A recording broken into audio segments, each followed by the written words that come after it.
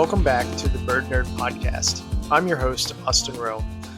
I want to apologize to anyone who solely listens to the podcast and doesn't also subscribe to the Bird Nerd newsletter for the lack of episode in July. Part of the reason for that is the length of the episode, which you're about to listen to. Part is the busyness that comes with a summer as a naturalist and parent to a toddler.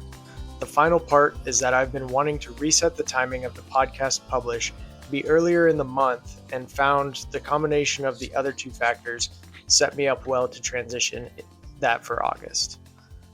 Thank you for sticking with me and listening even after a month off. This month's topic draws attention to an often overlooked group of little brown birds, the sparrows. Often overlooked because their drab plumages can be difficult to distinguish for beginning birders, and their often skulky habits keep them in difficult to view places. Once you learn some of the defining features of this group of birds, sparrows can become one of the most enjoyable groups of birds, in my opinion. Let's dive into our next identification crash course after a quick word from our podcast sponsors.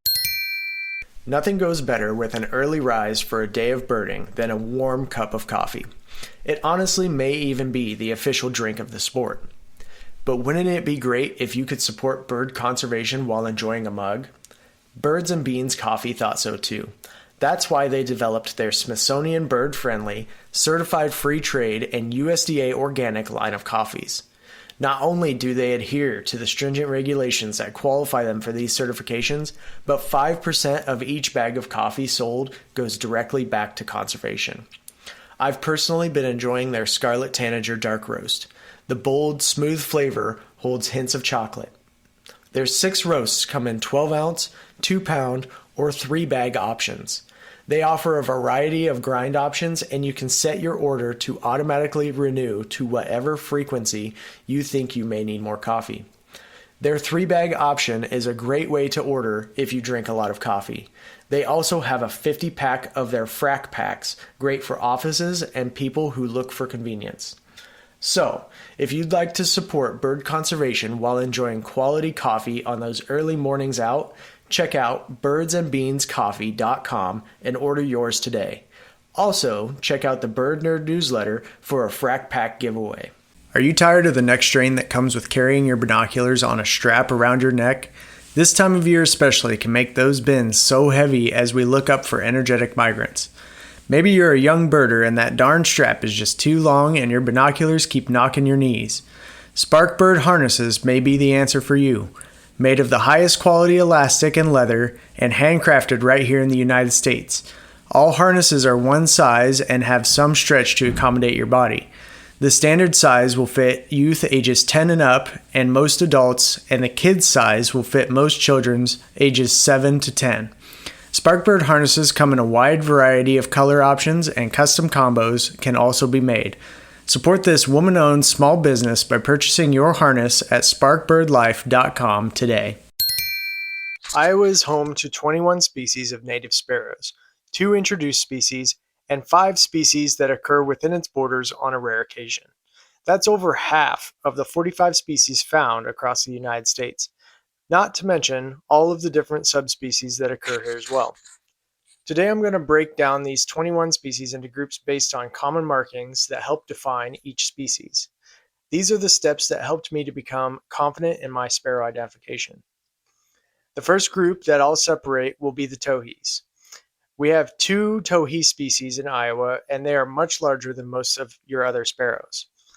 They are also much more colorful. The most common, eastern towhee, is more commonly found in the east, as the name suggests. Their range extends west into Nebraska, north into southern Canada, but around the Great Lakes all the way down into Florida. Males have a black head, back through the tail, and wings, with just a little white on their wing and a cluster of feathers known as the primaries. They sport bright rust-colored flanks and have a white breast and cream or off-white rump. Females show brown instead of black on their head, back, and wings. Males will also have a red iris on their eye, except for the Florida birds where the iris is white. The call of the eastern towhee is a pleasant "drink your tea." The spotted towhee, more common in the west, reaches just the southwest corner of Iowa, their eastern border. Their range then covers the rest of the western United States, extending into southern Canada. They have a similar plumage pattern to the eastern towhee, but with a lot more white spotting on their wings. Females in this species will have a more dark gray than brown or black. There are 4 subspecies of spotted towhees, and as far as I can tell, the differences are the amount and color of spotting on the wings and slight differences in head shape, along with the range-specific names. Their call has a wide range from drink, drink tea to drink, drink, drink tea, and just simple reep. To split the rest of sparrows into groups for this episode, I will be looking specifically at the breast markings of the adult plumages. This will give you a good place to start when you are working through sparrow identification, and I will describe some of the other distinguishing marks for each species as I go. The groups by breast marking will be spot-breasted sparrows, streak-breasted sparrows, and plain-breasted sparrows. By noticing the central spot on the breast of a sparrow, you've now taken your list of species from 21 down to 3. Luckily, these 3 are fairly easy to distinguish from one another as well. The lark sparrow may be one of the most boldly marked non-towhee sparrow.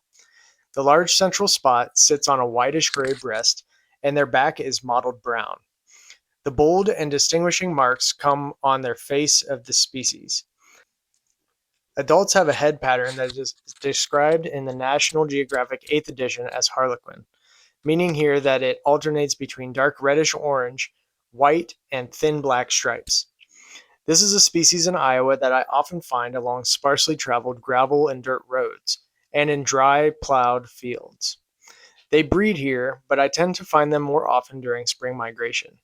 Their range extends east into parts of Tennessee and Alabama, with a couple of small colonies in Ohio, north into southern Canada, and covering the rest of the United States to the west and south into Mexico. Their song is reminiscent of an indigo bunting with melody pairs, but the tone is slightly deeper and they have a distinct snort between these pairs. The American tree sparrow's central spot also sits on a bed of gray feathers. Their back is mottled brown with tinges of gold. They have 2 white wing bars that help distinguish them. Their face is mostly gray with a small rufous eye stripe, and they have a rufous crown in breeding that shows a gray stripe down the center in winter. The bicolored bill of this species is another defining feature.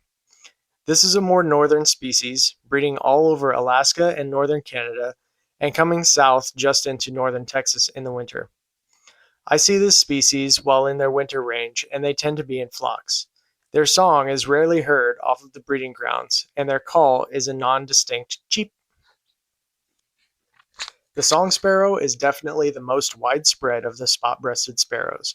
Its range covers most of Canada, southern Alaska, the entire lower 48 except the Florida Peninsula, and dips into western Mexico. This species could also belong to the streak-breasted group, but that central spot is one of the separating factors when identifying them. Their streaking coloration can vary from quite dark brown-black to a reddish-orange, depending on the subspecies. The breast feathers can be mostly white to medium gray, even buffy in the juveniles. They have a dark malar stripe that is another identifying feature, head and face stripes that alternate between rust and gray. With the scientific name of Melaspiza melodia, you know that this species is known for their song, which can be highly variable, but is distinct as a combination of chirps, trills, and melodious whistles. Song sparrow is also a great transition for our next group, the streak-breasted sparrows. This group of birds will have streaking or spotting on their breasts and flanks. The size, shape, and coloration of the streaking will be some of the main defining features, as well as the habitat that they occupy. By noticing that the sparrow has a streaked breast without a central spot, you've narrowed your options down to 8 species in Iowa. We'll begin with my favorite grassland sparrow, the grasshopper sparrow. Named the grasshopper sparrow because of their small stature, On the plains of Kansas, it is possible to find grasshoppers that are actually larger than this bird. The streaking on the breast of this bird can be fairly faint and thin-lined over a buffy background. One of the main defining features on this bird is the little yellow spot right above their eye, known as a supraloral spot. The breeding range of this species covers most of the states in the east where grasslands can be found. It extends north through southern Canada and around the Rockies into the western shortgrass prairies. There is a separate range in western California. They winter in Mexico, New Mexico, Arizona, Texas, Louisiana, Mississippi, Alabama, Georgia, Florida, and the southern tip of South Carolina, with a few spots in that range of year-round residents. We now turn from the smallest streak-breasted species to the largest. The fox sparrow is a species of the dense underbrush. Similar in size to the towhees, this bird has a very bold streaking pattern that can range from a deep red to black in color. The streaks are defined by the chevron shape of each spot. There are 4 subspecies of this bird, but they all have some gray on their face and back and reddish rump and tail. Most will also have a red face pattern, but the thick-billed will not. They are a winter species in southern Iowa and one that I search for each year in the snow. They breed in northern Canada and Alaska, down the Rocky Mountain Range, and through the western coastal states. They winter as far west as New Mexico, north to southern Wisconsin, and east covering almost every state to the Atlantic Ocean, skipping Florida, southern Georgia, and a section of Louisiana. Their song is not as complex as the song sparrows, but is a similar combination of cheeps, whistles, and usually ending in a trill. The next 2 species are ones that I have yet to have a personal interaction with. They could also be put into another group together known as the orange-faced sparrows, with a few other North American species joining them. First is the LeConte sparrow. Only seen in Iowa during migration, this species is a marsh breeder. They have dark and thin streaking on a buffy base that covers their upper breast and flanks. To separate this species from the next species I'll discuss, the Nelson sparrow, the LeConte has a streaked nape and a thick orange stripe around their gray cheek patch. This orange stripe is separated from their orange supercilium, fancy word for long eyebrow, by a thin dark eye stripe. My National Geographic guide describes their call as a few weak clicks followed by a shrill buzz, similar to a grasshopper sparrow. Next is the Nelson sparrow. This species also only moves through Iowa during migration seasons, but has a more limited breeding range with pockets around Hudson Bay and the Atlantic coast from Maine north a little ways and a larger patch from northern South Dakota through central Canada. This sparrow has more gray on its face than the LeConte, and a gray nape instead of the streaked one. Sibley describes their call as a weak, soft, airy, fading hiss, with slightly lower notes at the beginning and end. Henslow's sparrow was a close runner-up for my favorite prairie breeding sparrow species. Another small sparrow, their head looks almost too large for their bodies. They also sport a fairly thick and heavy bill. The streaking on their breast is darker than the grasshopper sparrow, but they still sport the buffy base that tends towards more of a yellow hue. Their face is olive green/yellow, with a few dark markings behind the eye and on the cheek. Their back feathers are darker than the grasshopper sparrow as well. Breeding occurs for this species in the Central Plains region, and they winter in the southeast United States. They have a very insect-like call that can be easy to miss. Savannah sparrow looks like you took a song sparrow, removed its central spot, and gave it some yellow eyeshadow from the grasshopper sparrow. This species covers about the entire North American continent at some point throughout its life. Their breast streaking is much thicker than the last few species I've discussed, and, like I said, resembles the song sparrow. They may have a little bit of a tan and buff wash on their flanks, and often sport the yellow supraloral spot of the grasshopper sparrow. Their song resembles the grasshopper sparrow as well, but can be described as harsher and lower. Lincoln sparrow might be one of the easiest species to confuse with the song sparrow. Their streaking is very similar, but maybe a little thinner and more sparse, and sits on a buffy background across their chest and down their flanks. They also lack the dark malar stripe of the song sparrow and instead have a buffy patch in its place. Also slightly smaller with a more gray overall appearance. Another species that can be found across the entire continent, they breed in the north and down the Rockies and winter along the west coast and the south through Mexico. A species I search for during spring and fall migrations, but often miss. Easily one of my favorite finds near the tail end of winter throughout the wetlands is the swamp sparrow. The streaking on the breast of the swamp sparrow is extremely faint, almost to the point of not being visible. They have a gray chest with buffy to reddish flanks. Their wings and tail are a rusty color, and so is their striking cap. They have a bright white throat patch that is bordered by dark gray streaks. I often find this species due to their very loud and sharp chip call as they flush out from cover when I walk by. Finally, for this group of sparrows is the Vesper sparrow. The streaking on this sparrow is more of a gray-brown color on a mostly white with buff yellow highlights on the flanks. They sport a nice white malar stripe with a gray and brown overall face. One of the main giveaways of this species are their white outer tail feathers. Found across most of the United States and Canada during migration and breeding, they winter in the very south into Mexico.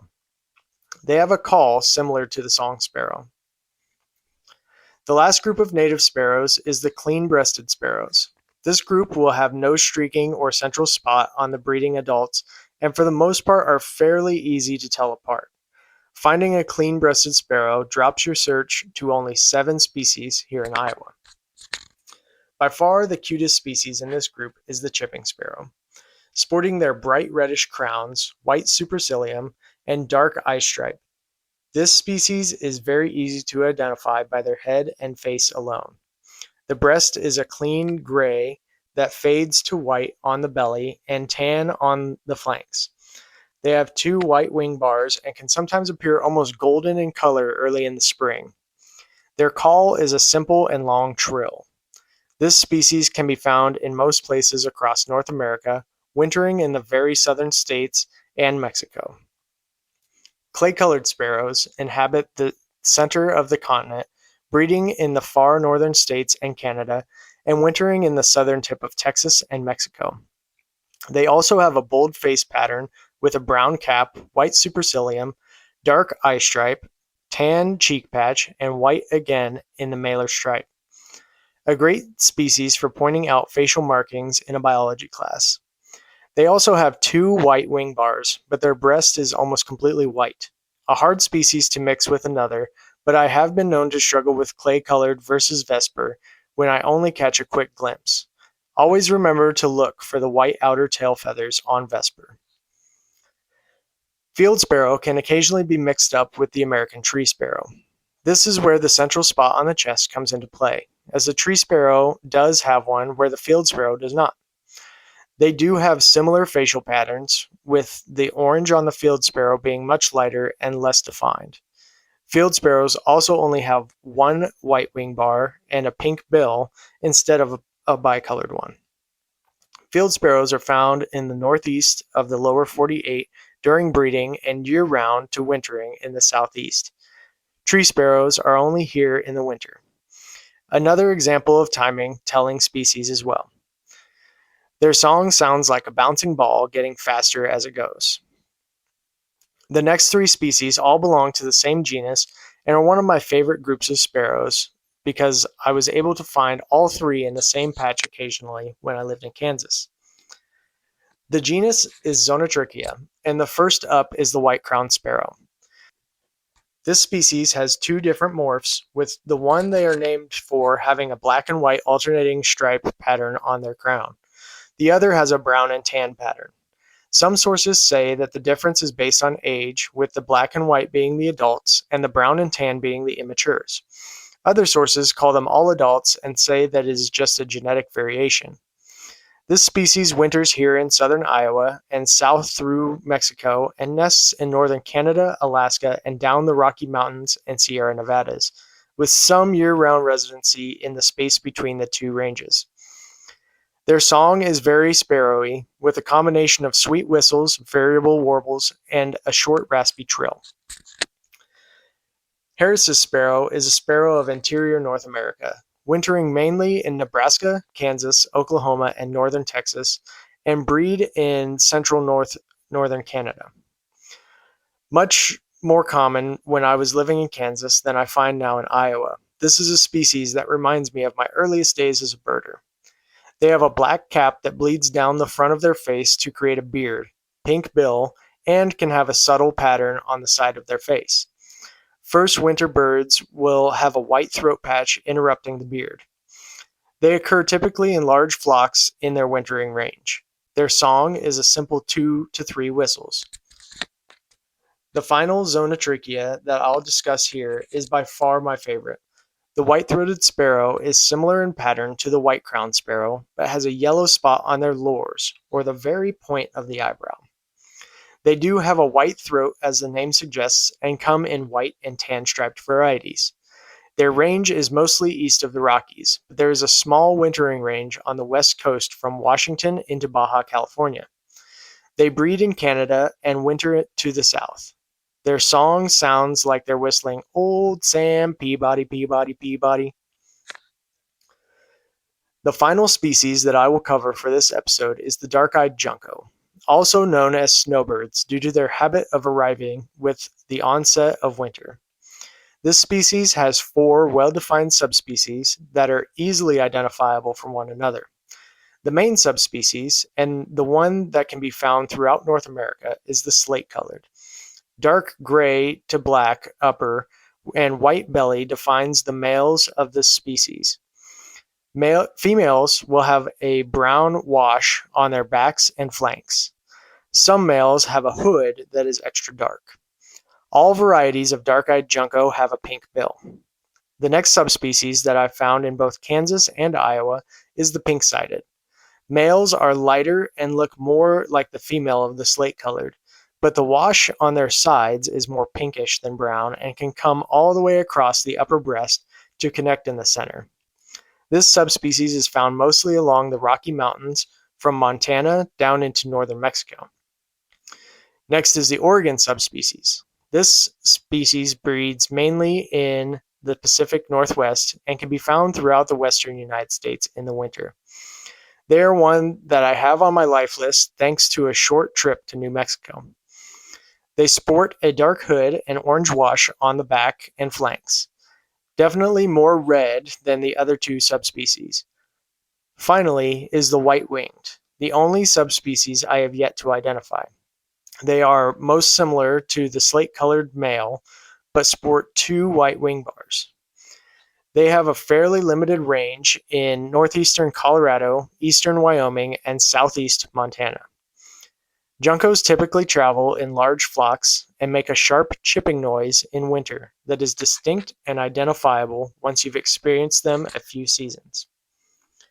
Thank you for joining me on this long episode about sparrows. I hope that identifying tips mentioned will aid in your sparrow identification in the future, and you'll be able to see them as more than just little brown birds. They truly are a group of birds for serious birders who enjoy the subtle beauties and watching behaviors. I need to drop another apology here, as I have skipped a section of the podcast every month for the past few months. That section is listener questions. Luckily, listener Thad has kept the questions coming, and I will work hard on the backlog of great questions he has provided. The first question I want to mark off the backlog is this: is it acceptable to talk to other birders you find in a public area? I love this question, partially because it is a simple answer. Yes, it is acceptable to talk to other birders that you find in a public area. You will quickly learn whether or not they want someone to talk to them.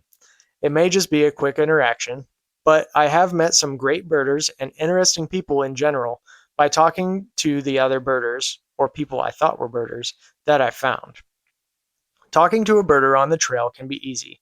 Just start by asking if they've found anything good yet. They might feel you out by throwing out some common birds first, But if you offer something less common that you've found, then they might open up and can occasionally lead you to a lifer or a rare bird sighting. If the person isn't a birder, this question can also lead to some interesting conversations about what birding is and can be a great educational moment to advance the cause. I do caution that you be careful and don't necessarily talk to every person you see on the trail. Be polite and wave or say hi, but not everyone is friendly. Or they are over friendly and you end up listening to a life story for a couple hours. Know that from experience. So great question, listener Thad, and please keep them coming as I work through my list. Anyone else who would like to have a question answered on the podcast, please send them to arowphoto3@gmail.com, and I will do my best to get you a response. That wraps up this episode of the Bird Nerd Podcast. As always, if you have questions, events, or topics that you would like for me to discuss, please reach out by email at arowphoto3@gmail.com. Paid subscribers on Substack receive access to my chat page that is a great place to ask questions and interact with the Bird Nerd community. If you subscribe at the yearly rate, you will also receive a Bird Nerd logo pin. Great for any backpack, binocular strap, notebook case, or wherever you like to show your Bird Nerd pride. Paid subscribers also gain access to the Bird Nerd Book Club. If you listen on Apple Podcasts, be sure to follow for the most recent uploads and leave a review. This will help others to find the show. I appreciate you listening to the podcast and for sharing it with any birdie friends you have. Good birding.